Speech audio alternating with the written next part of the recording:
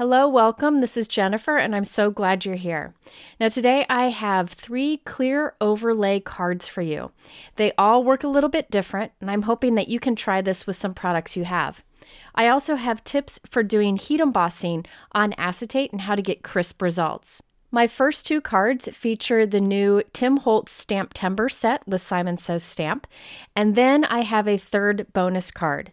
Let's get started with our first example. I think it's best to look at the completed card first. This is a clear overlay card. You can actually see through the left-hand side. It opens up, and then the card also opens up to have a personal message. This is one of my favorite ways to create a card with a clear overlay. Although my card is a snowflake winter theme, you definitely could do this with other products too. For my first 2 cards, I'm using the new STAMPtember set. That's a collaboration between Simon Says Stamp and Tim Holtz. So this is a stamp set and stencil bundle that come together. And yes, this is one of those collabs that once it sells out, it's gone. They don't restock it. So if you're interested, you might want to move quick. I'm starting with the inked piece that goes on the inside of the card. I chose to use Tim Holtz Distress Oxide inks because I find they are definitely the easiest ink to blend, but you can use whatever you may have and like to use for blending. I'm also using an ink blending tool from Tim Holtz. I really like this inking tool when I want to apply a lot of color, and I'm really going for kind of a bold, dark background. I just have a regular piece of white cardstock, and I'm making sure that I overlap my inks. I feel that is the key to ink blending, is to do a lot of overlapping. That way you get a better transition from one color to the next. If you struggle with ink blending, I do recommend trying Oxide inks. I feel, again, they're the easiest to blend with. I'm not going to go into the details of why, but I do have a video showing a lot of information about Oxide inks. I'll link to it up here on the top right. A lot of fun techniques you can do with them too. I wanted to add some sparkle to this, so I'm using my current favorite product from Tim Holtz, and that is the Mica Stain Spray. This is the fortune teller color that it was part of his Halloween release. I know that he just came out with the new Christmas holiday Mica Stain Sprays. I don't have them yet, but those would work well here too. I like the purple here, doing a little spray from one corner in and then the other corner in. Not covering the whole thing, a little goes a long way with these mica sprays. I did want to keep some of that blue showing on the other corners.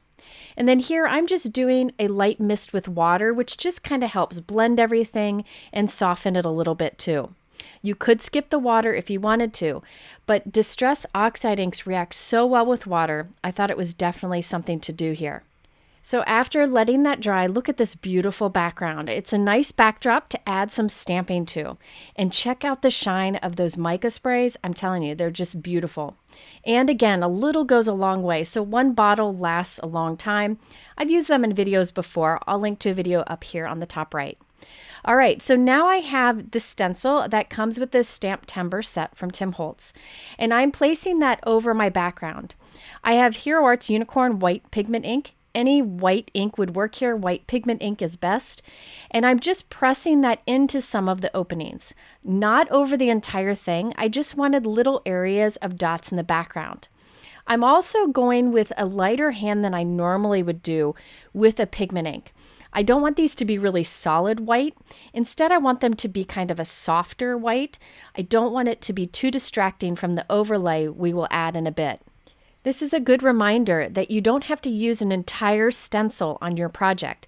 You can just use it in little areas here and there and get a softer effect. Another way to soften these dots is to take a dry cloth and dab them a little bit before it dries, and that will soften that white pigment ink. I really like the results of using that stencil, so we'll set this aside, give it some time to dry, and now let's do our clear overlay for the card. Because I want to white heat emboss on the overlay, I need to use a heat-resistant acetate. My favorite is from Simon Says Stamp. I'll link to it below. And later I'll mention what you can do if you don't have heat-resistant acetate.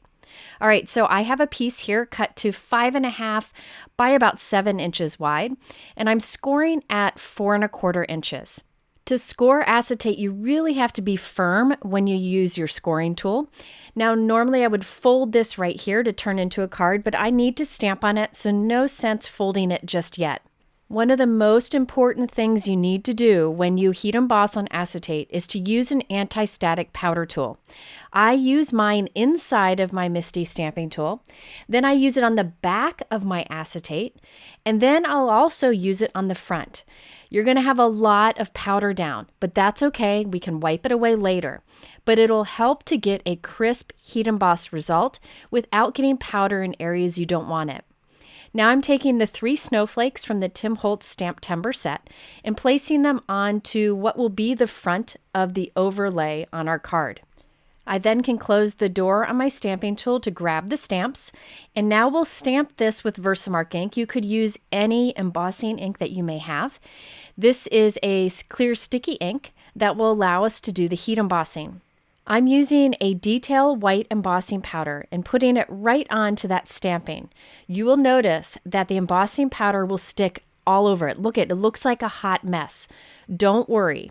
What you need to do is flick this, not like you do with cardstock. I mean, you need to be pretty firm when you flick this, and that will knock off a lot of the powder. If there's some still there, try blowing it. Just blow a little bit, and that should knock the rest of the powder off.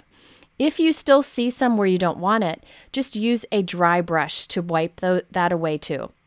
Another important thing to do is to give your heat gun a good 30 or 40 seconds to warm up before you bring it to your project. Keep the heat gun moving around. Don't hold it in one place too long, which might cause warping even on a heat-resistant acetate. So you'll see my gun keeps moving. Sometimes I'll pull it away if I'm afraid the acetate's getting too hot. And now check this out. You get this bright, crisp, white embossed image on your acetate. After everything's cool, I just use a dry cloth to clean off all of that powder and look at this beautiful, crisp overlay for our card. Now I need to fold at our score line, and it's kind of hard to fold on your own. So see, I'm just doing the best I can to fold it, and then I use a bone folder to really press that crease down, and that will turn it into a nice card shape. You'll notice the back of the card is cut a little short. That was simply because it doesn't need to be that big of a flap on the back, which you'll see in a moment. But now it has a nice crease over there on the left-hand side. Now it's time to create the rest of the card using our inked background that we created before. I have cut my inked background down to be 5.5 inches tall and 3 3/4 inches wide. And I'm gluing that onto the front of a white note card that is 4 1/4 by 5.5 inches. But I'm making sure that the crease is on the right-hand side there. And I'm gluing this piece right up to that crease over on the right-hand side. Then I will use my trimmer to cut the excess off. So this card is actually opposite of what we usually do. The fold is over on the right. That's because we're making a tri-fold card. I'm also cutting another piece of solid white cardstock to the same size, 5.5 by 3 3/4 inches. This will go on the back of our card to hide our adhesive. We can now add our overlay to this card. So I'm using pieces of temporary tape to help with this process. I'm lining up the right-hand edge of the clear overlay with that crease on the inked note card. And I'm just going to tape it there. It really will just help me to get the placement just right. Now I'm flipping this over and I'm putting double-sided tape between this flap on the clear overlay and the back of our note card. You could use liquid adhesive here, but I usually use double-sided tape when I'm working with acetate, but whatever you feel most comfortable using. You could even use tape runner here if you prefer. All right, so now I am pressing that clear acetate flap down onto the back of the note card. And that blue tape is just holding it there to make sure it's lined up on that side. Once I have it pressed down, I can remove that tape. So this shows the clear overlay with that edge that's clear on the left-hand side and how the card opens up on the inside. Whenever I make a clear card, I like to be mindful of the back of the card too. I want to be sure that you don't see that adhesive showing through and it has a nice clean look. So I'm putting double-sided tape on the back and then adding that white cardstock piece that we cut earlier. This just really cleans it up, and you can also do your hand stamped by personal stamp back there now if you want to. Okay, so now you can decorate this however you want. I thought I would add a joy die cut using the Concord and 9th Poinsettia Quilt Top Die Set. I've used this in a video before. I'll link to it up here on the top right. I'm just using the word joy and its shadow die on this card. I'm also using stamped sentiments from the Simon Says Stamp Good Cheer stamp set. I think this one's from last year, but I use it a lot.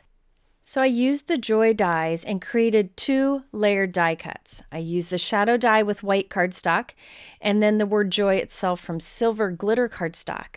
And I'm gluing one of these to the front of the clear panel and then one to the inked panel right behind it. Here's how I line them up. I take my second joy and put it behind the one on the front of the card, and I just hold it there. Once it's lined up, I can close my card onto it, and the adhesive that's on the back of that joy die cut will grab onto the inked piece, and those will line up. So when the card's closed, you only see the one on the front. And then I have 2 stamp sentiment strips that I created with that Simon Says Stamp Good Cheer stamp set. And I'm going to glue these on top of joy. And I want to make sure they line up. So once again, you don't see the message on the inside when the card is closed. I used a different sentiment on the inside and outside just to change things up a bit. So on the outside, it says joy from our family to yours. And then on the inside, it says sending holiday joy. All right, I did think it needed a little more sparkle. So right along this edge of the inked piece, I'm putting a scrap of silver glitter cardstock. Again, I save even the tiniest scraps of glitter paper because they oftentimes can give the nice little finish touch to an edge. I wanted a little more sparkle, so I'm adding Trinity Stamps Oh My Stars Confetti to the front of the clear panel and to the inked panel behind it. So this is like an iridescent star. There's different sizes. You could use any gems or sequins you want. The nice thing about these is that they're flat, so you can put some on that inside inked panel and the card will still lay flat. So here is the completed card. You can see how much sparkle we added with the confetti. The card does stand up on display nicely. Here's a closer look at that white heat embossing on the overlay. I think that's just a beautiful result. If you do not have a heat-resistant acetate, you could instead stamp with a white StazOn ink. It won't be as crisp of a white, but that is an option. Or you could just glue white die cuts on the front of the clear panel also. All right, let's move on to our next card. This is the completed card, so you know the direction we're headed. The left edge and the right edge is left clear, so you can see through that. And then we just have a card panel that opens normally on the inside. This time I have a piece of heat-resistant acetate that is 8.5 inches wide by 5.5 inches tall, and I scored it right down the middle at 4.25. So basically, this will fold into an A2 card. Now I have my MISTI stamping tool. Inside of it, I'm using my anti-static powder tool, and I will use the powder tool on both sides of the acetate. You want to be really generous to make sure you don't have any powder sticking where you don't want it. This time I'm using the large Santa image from the STAMPtember stamp set and also one of the sentiments. So I'm using the anti-static powder tool on that front panel, and I will stamp this with VersaMark ink. And then we will add that detail white embossing powder. As with before, you will have powder sticking where you don't want it to stick. It also probably depends on your environment, but I have found that if I really firmly flick the acetate, it knocks off most of the extra powder. And then if I just blow on any of it that's still there, that usually removes the rest. If you have any stray powders here and there, you can use a dry brush to wipe those off. But really, I find this works quite well. If you are unsure if your acetate is heat resistant, you could always take a small scrap and try heating it with the heat gun and seeing if there's any warping. This one really works well to allow you to do the heat embossing. Again, if you don't have heat resistant acetate, you could stamp this with like a white StazOn ink or with a black StazOn ink, any kind of black archival ink, or you can just glue die cuts to the front. All right, so once that's cooled, I just use a cloth to just wipe it off, make sure all that powder is removed, and look at that beautiful result. Now I will fold right along that score line. Again, you want to use a bone folder to really press that flat. And I like to do that on the back side so I don't mess up the embossing powder. I also decided to trim a little bit off the right-hand side to line up with the image. I also need an inked panel for the inside of the card. So this is just white cardstock. Once again, I'm using Distress Oxide inks and putting down a heavy amount of color, making sure to overlap so we have some decent blending. But really, it doesn't matter how well it's blended because we're going to add stuff on top of this. I again have my Distress Mica stain spray, and I'm spraying it on there and then doing partial pumps of the bottle. That gives me some more droplets of this sparkle. You can either push all the way and get a mist or do partial and get those bigger droplets, and I like the mix of the two. I then have my water and my brush, and I'm just flicking little water droplets on the background, which will react with that oxide ink. You can see it almost immediately, creating that white oxide look in those tiny little droplets. I could use this stencil as I did last time. However, this time I decided to instead stamp on it using those large snowflake images from the STAMPtember set. I did trim this piece down to be 3.5 inches wide by 5.5 inches tall for this particular card design. I have placed the 3 snowflakes to kind of form a triangle on the panel, and I'm stamping it with a white pigment ink. I love the look of white against a dark inked background. It just makes it look like it glows. I then will heat set that because I don't want to smear that white ink. Now I can glue everything together. So on the back of that inked panel, I put some double-sided tape, and I'm placing it onto a 4.25 by 5.5 inch white note card, putting it right up against that left creased edge. And then I will cut the excess off the right. Again, this is about 3.5 by 5.5 inches. You could do whatever size you want. Now I'm cutting a piece of white cardstock to be 5.5 inches tall again, but a little bit wider. So I'll see a white trim on the left-hand side and the right-hand side when we put the whole card together.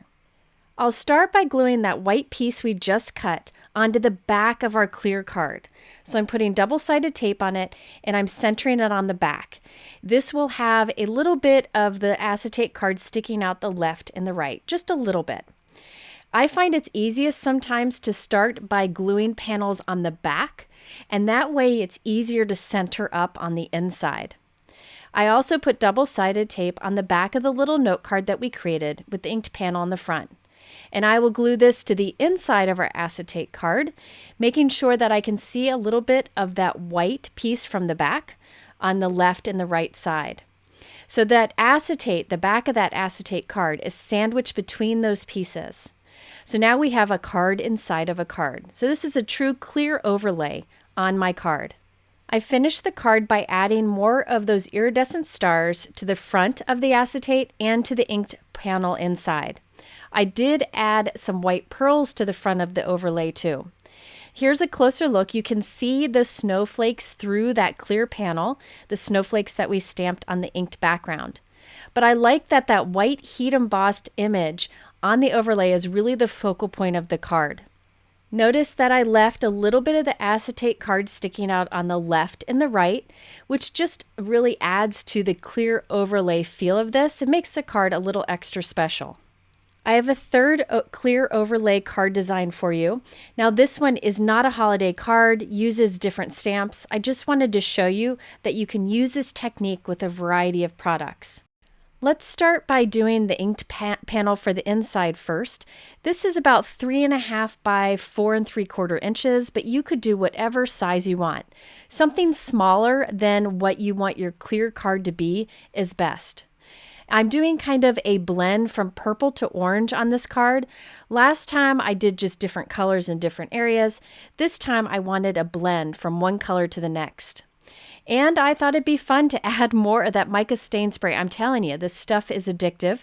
I originally only wanted that spray on the bottom where the purple is, but I decided to add more, even spray it on the pink and the orange area. I really just wanted an inky background here that would look fun with my white overlay in a moment. All right, so now I am sprinkling on some water. I'm making sure to get some big droplets and small droplets.